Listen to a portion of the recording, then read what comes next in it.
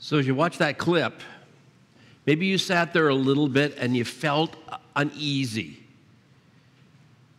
because you know that reality, and maybe you've been there, you've done that. Maybe you're there right now. You know what that kind of conflict and that level of conflict feel like. The reason I chose that clip was I thought it perfectly tied together what we talked last week and what we're going to talk about this week. Last week we looked at the first of two, what I would call relationship wreckers that James describes in chapter 3 and chapter 4. Last week we looked at the words that we use and the tone that goes with them. And we said that words are powerful and they have a powerful impact and influence on one another.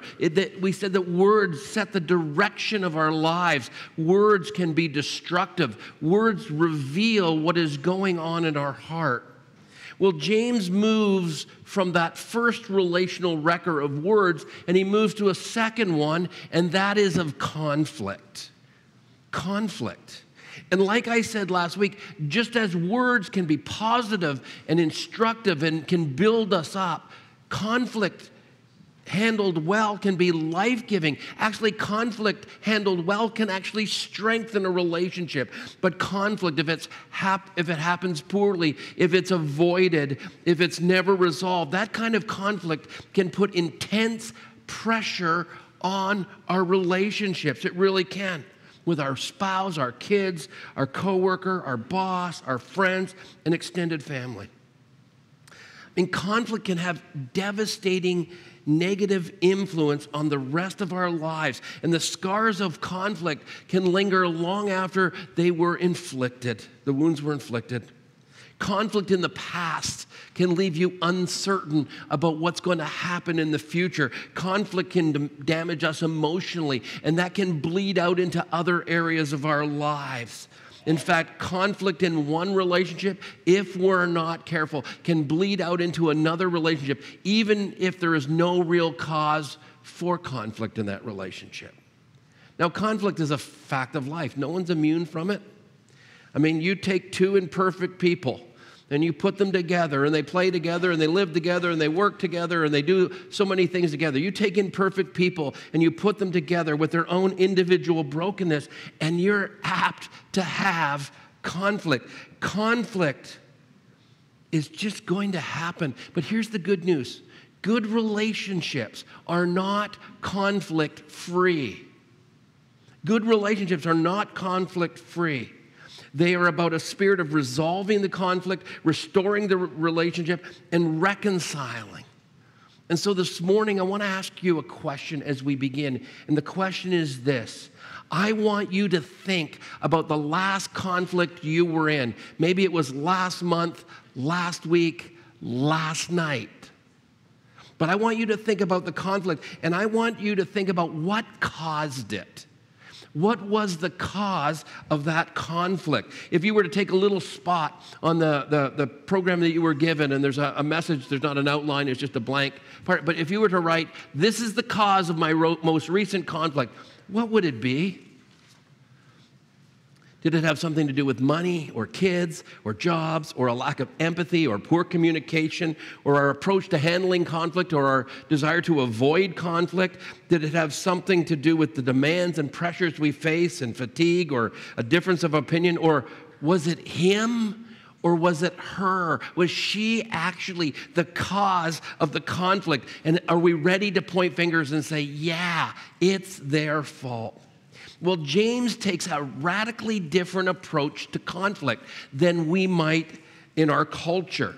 James says, I'm not going to look at the superficial causes of conflict, those ones that are easy to detect, but he gets to the heart of what is at the heart of conflict between people in this world. And he says that we can deal with these causes, and he gives us how to deal with them in a very positive way. And this is what James says first. He says, what causes fights and quarrels among you? He's asking the question I'm asking. What is it that causes the fights and the quarrels among you? What causes conflict? And then he says this, don't they come from your desires that battle with in you, that battle within you. And what he begins to tell us when it comes to conflict and what the cause of conflict is, it has something to do with you. Conflict starts with the desires within you. He's saying, it's not with another person. It's not believing it's their fault. It's not something they did or didn't do or the tone of their words or how they handled conflict. He says the root cause of conflict is something that starts inside of you with some kind of desires that are not healthy desires. It's not the other person that we need to point the finger at when it comes to conflict. We need to look in the mirror and say, conflict starts with me. It starts within me. And he uses this word desire, that we have these desires. And that word could be lust, or that word could be hunger or longing or appetite after something. He's saying there is this longing and there's this appetite and there are these desires. And within you, they do battle. And it's that inner battle of these desires that lead to external conflict in our lives. It's you and me. It's not something external that someone else did. It is something internal that we're battling with. You see, the cause of conflict, it's not them, it's me. And I want to convince you that it's that this morning. So let's start by saying that. When it comes to conflict, it's not them, it's me. Let's say together. It's not them, it's me. Like you really believe that, not just saying that. It's not them, it's me. And James deals now with these desires that battle within us. These desires, he asks the question, he says that it's these battling desires within us. And then he says, okay, now I'm going to give them to you. And the first battle is the desire for selfish ambition. The first battle is the desire for selfish ambition. He says these words, you desire, you do not have, so you kill. You covet, but you cannot get what you want, so you quarrel and fight. You do not have because you do not ask God. He's saying there are these desires, and this is the desire for you to have something that somebody else has. He says you quarrel and fight to the point where you kill. And he's not talking about actual murder, but he's referring to anger, intense anger and murder, as Jesus did in the Sermon on the Mount. Jesus said that if you're angry, you're guilty of murder. And this is what he's saying, that you have this intense anger and you covet, you have these desires for something that somebody else has, but you don't have. You see, sometimes someone has something that we want. They have it and we don't, but we want it. And that can create this conflict because of these desires for something that we want. Or someone in a relationship wants something. It could be a spouse, could be your kids, could be a friend, could be a boss. They want something, and you want something completely different. And these differences of desires for selfish ambition lead to conflict. It can create conflict. Someone has power and authority and influence. You'd love that. And you want to take it from them, and it creates conflict. Someone has possessions you want, or popularity you want, or spiritual gifts that you want, or a marriage you want, or a house you want, or opportunities, or a job that you want. And James says this coveting can create these quarrels, this conflict, this anger between us. The other person actually might not have anything to do with the conflict. But because of our envy and jealousy, we create resentments towards a person. We have that uneasiness, and we think something is bad about them. And then we begin to nitpick at everything that they do. And this is the number one reason for conflict recorded in the Bible. We see the first murder in the Bible was one brother, Cain, who wanted what his other brother, Abel, had.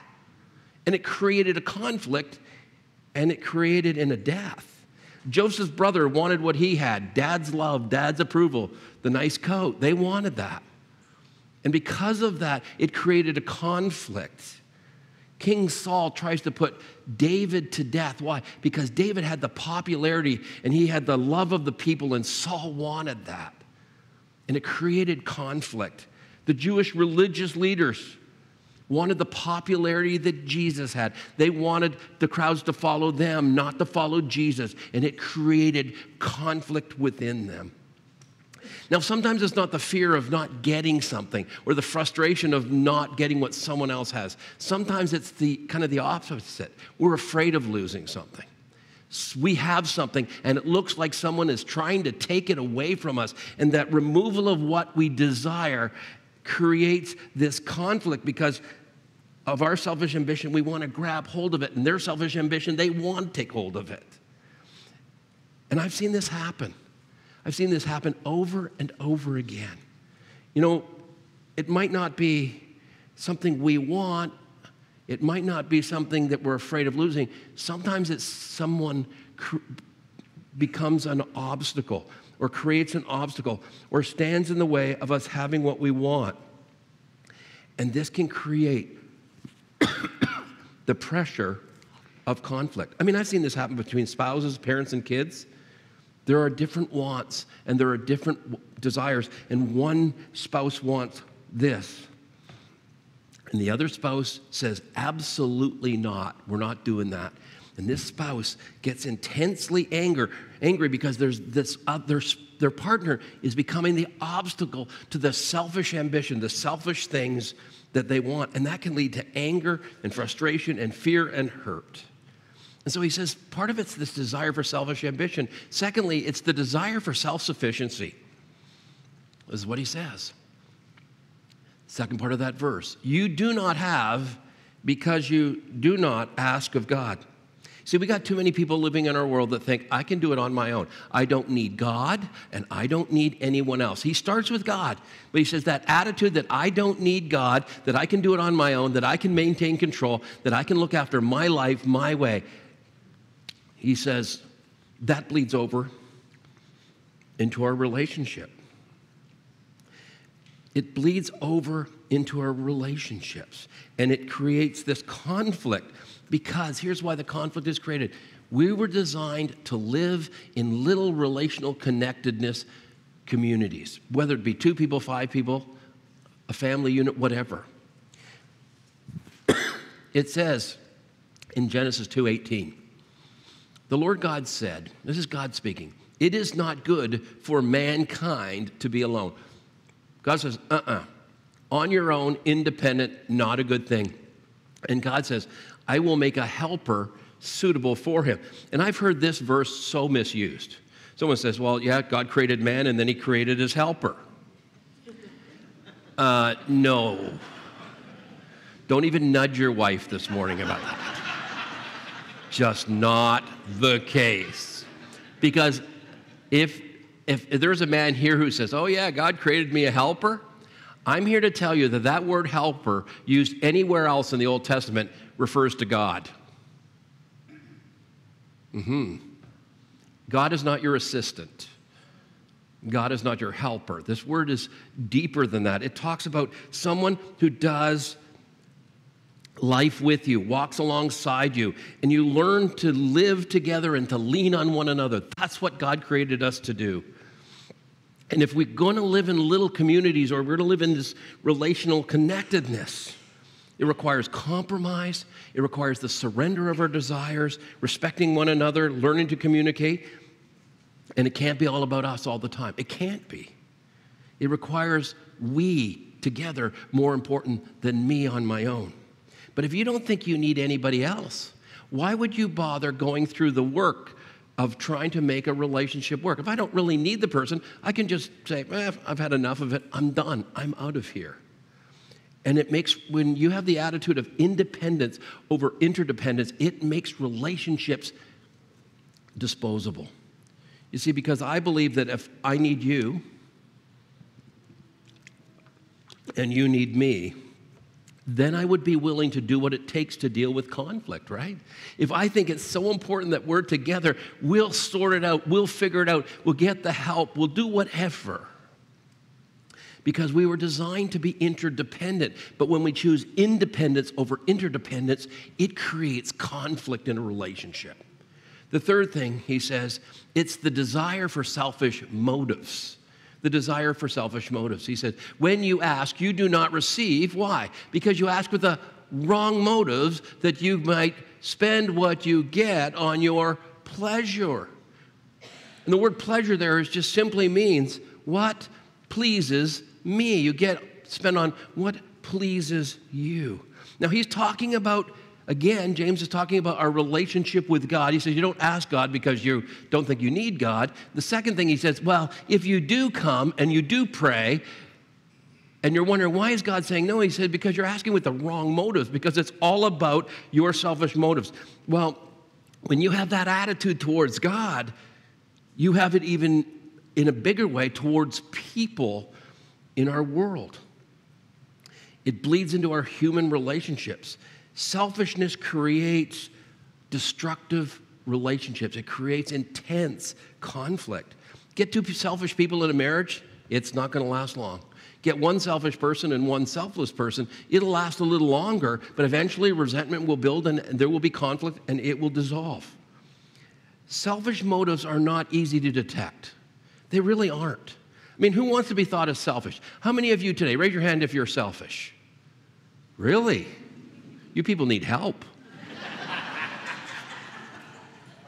It's not easy to detect. Let's be honest. You did it because you thought, oh, he wants us to raise their hand. You weren't really wanting to do that because we don't really see it. And so often we rationalize and we justify why it's okay to have these desires for us. One of the most common creators of conflict in marriage is money. And how many money problems are because someone or two people are being selfish, wanting to spend it on their pleasure. When I was in the marketplace, there was a young woman who worked in our office, and she came in one day and she was incredibly upset. And she shared the story of how her and her husband had racked up enormous amounts of debt, and they didn't know how to move forward. And so she said, I know you know some things about financial planning, and it was part of the business that I was in at that time. And she said, I wonder if you could help us. And I said, sure. So he came in and we created this radical plan. I said, you have this house, it's too big, sell it, pay down your debt with it, with the equity, buy a smaller home, dispose of some other assets, downsize your lifestyle. And they agreed. And they made huge progress, and they reduced their debt to a very manageable level, almost non-existent. Well, 6 months later, she came into my office, and I could tell it wasn't these tears of joy, it was these smoke coming out of her ears of anger.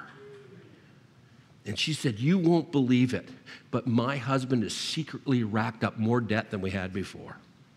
She said, he got credit cards I knew nothing about. And he lied to me when he brought things home. He had bought an iguana. She let me see this. He had bought an iguana, $1,500. Like, if you can't eat it, don't spend that much money on it.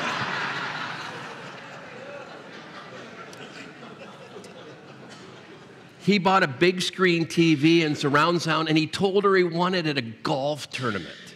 And there was a number of things like this. And I met with him, and he said, well, you need to understand. And he rationalized and justified. And I just looked at him with all the gentleness I can muster, because that's the kind of person I am. And I just said to him, you are a selfish human being. And he didn't like it. I said, you have created this problem, and this has created intense conflict. I don't know if your marriage is even going to make it. You see, we are told in our world, we have a world of it's iTunes and iThis and iPhone, and it is MySpace and Self Magazine and selfies, and we're told that we can have it our way. And it is easy in our culture that is focused on selfishly getting what you want to become this way. You see, our culture has created the universe, Y-O-U-niverse, the universe. And you think you're the center of the universe. And you get connected with someone who thinks they're the center of the universe. And you have colliding universes. And it creates incredible conflict. The last thing he says, the last desire is this one. This is the desire of conflicting values. And he says, you adulterous people. I mean, James, he writes with such gentleness, you adulterous people, don't you know that friendship with the world means enmity against God? In other words, if you like this world and all the culture has to hold, you know what? It's kind of like you're saying no to God, and you're putting this barrier. He says, therefore, anyone who chooses to be a friend of the world becomes an enemy of God. That's what he's saying.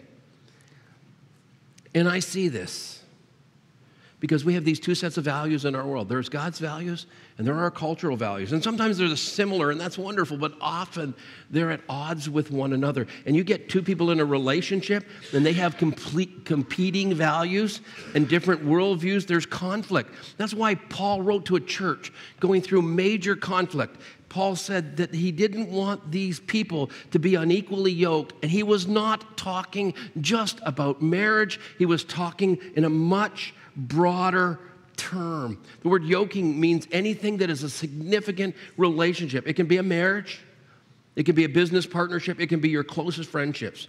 He's saying, don't get in a relationship if your values or your worldview is radically different, because it creates conflict. And I have some of you who are single and desperate for a relationship, and you would ignore this principle and say, yeah, we'll figure it out.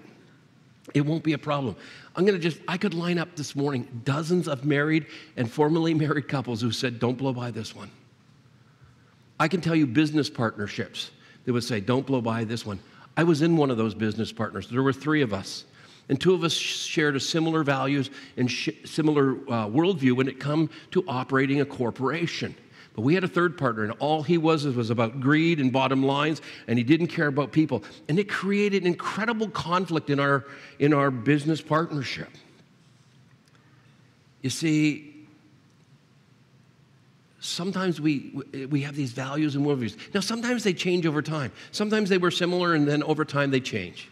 That doesn't mean you blow up the relationship. It means that you're going to have to work pretty hard, though, at maneuvering through these values. You see, compromising of your values doesn't create conflict. Holding to your values does. And so many people, in order to avoid conflict, will compromise their values and their worldview simply to minimize the conflict. But what happens is, when you do that, it creates a greater conflict in you because you know it's not right. And so James gives us these causes, these desires, but it's really one thing that's behind all 4 of these desires. One thing, and it's one word: pride. See, pride wrecks relationships. A few years ago, I asked a very successful counselor who specializes in relational reconciliation, what's the number one reason relationships blow up? And he didn't even pause for a moment. He said, pride. Pride is behind the desire to control. Pride is behind the desire to have it our way, to get what we want, to be superior. It's behind envy because we think we deserve it as much as they do. Pride causes us to believe our values are the right ones. Pride keeps us from admitting our part of the conflict, acknowledging our weaknesses, taking positive criticism and critique, forgiving others. Pride gets in the way of all that. It does. And so James says, okay, these are the desires. Pride is behind it. Now I'm going to tell you how to deal with it. But he kind of does it in reverse order. He takes the last one and he puts it first, and he puts the first one and he puts it last, and he kind of works backwards. But I'm going to give it in the order that's sequential. So this is the first thing that he says. Here's the first thing. If we're going to deal with conflict because of the battles within us, and it's this: we have to have the position of humility. The position of humility. He starts this off, James 4:6. He says, God opposes the proud, but God shows favor to the humble. He starts that, he bookends this section with humility. And then in verse 10, which is the other side of what he's about to say, humble yourself before the Lord and he will lift you up. He's talking about humility. And this verse, I just want to warn you, it says humble yourself before the Lord, because if you don't, he has a good way of humbling you. He says, your choice. You can humble yourself, or I can humble you. And I think James thought about the words of his brother Jesus. And I think he thought, he said that whoever humbles himself will be exalted, but whoever exalts himself will be humble. I think he thought about the story that Brother Jesus had told about two people who went to pray.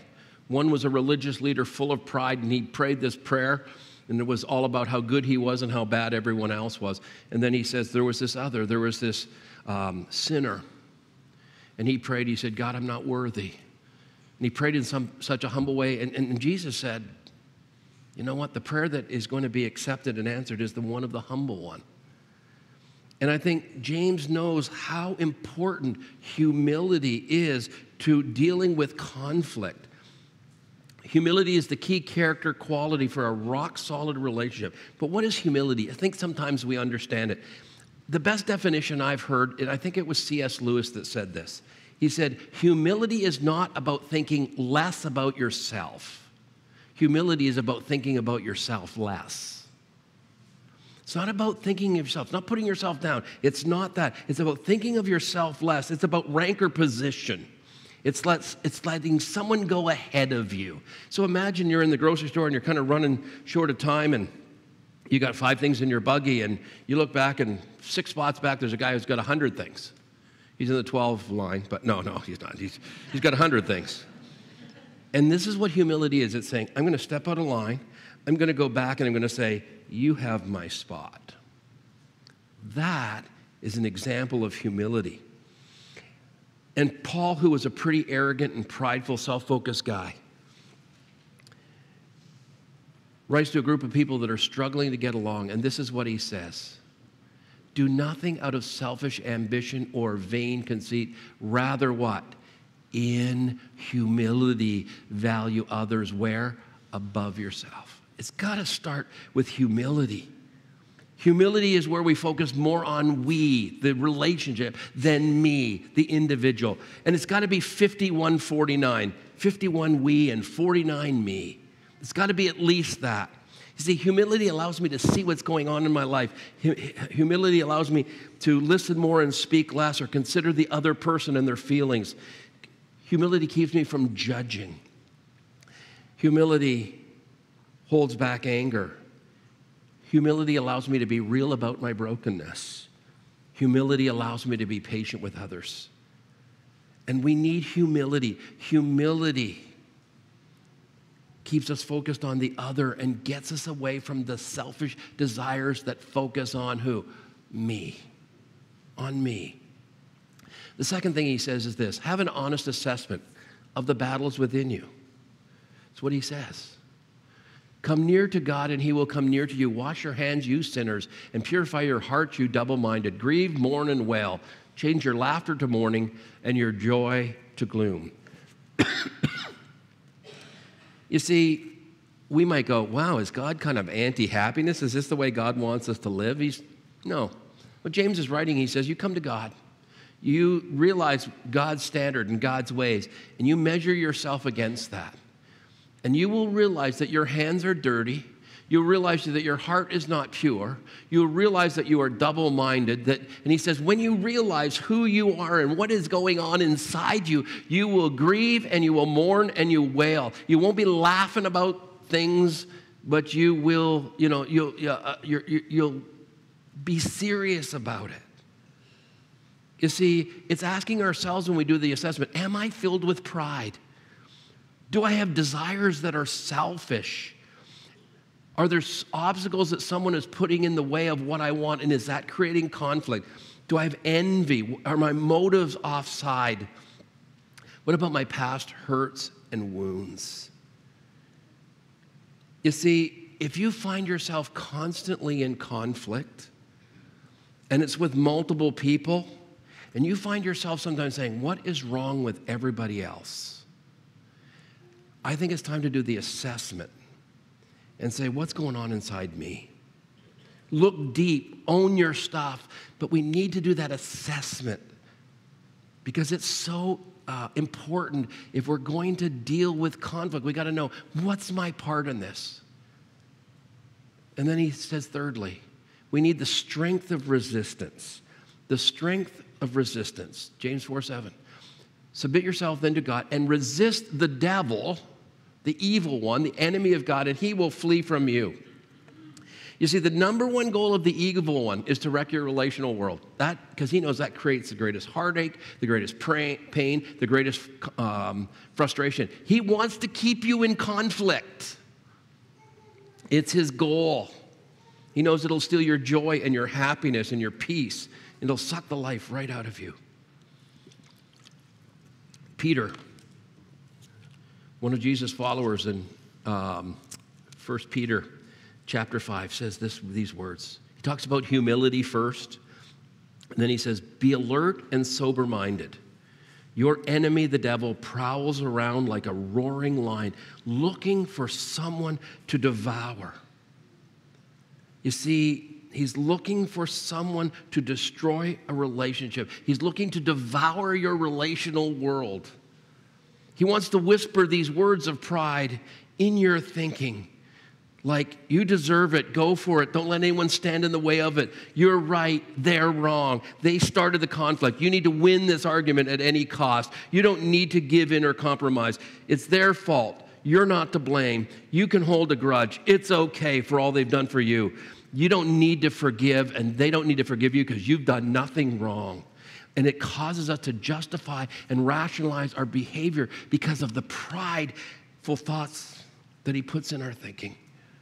Resisting him is resisting giving in to pride. It's not giving the evil one a voice in the conflict. And to do this, which seems impossible, requires the next choice. And it is the choice of submission. Submission. He says this, submit yourself then to God.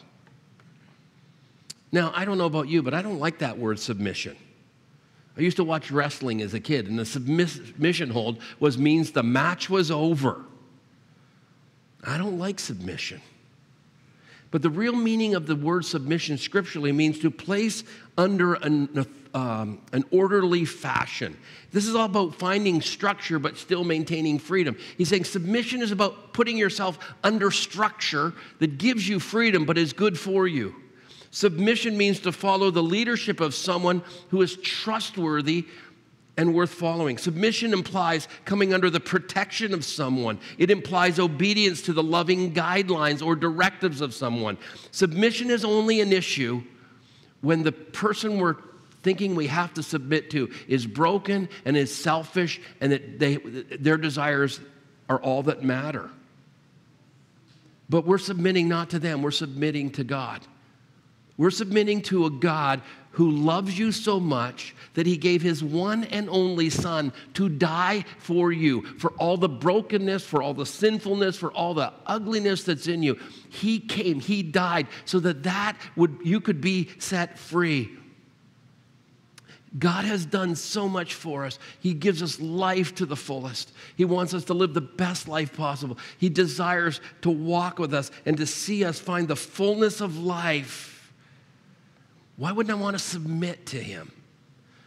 Because when I submit to God, I'm willing to live according to his structure or design for life. When I'm willing to submit to God, I'm willing to obey and follow his guidelines and directives. When I submit to God, I'm willing to allow him to protect me, and I'm willing to let him lead. And God says a lot about relationships and conflict. God says, when it comes to conflict, sort it out right away.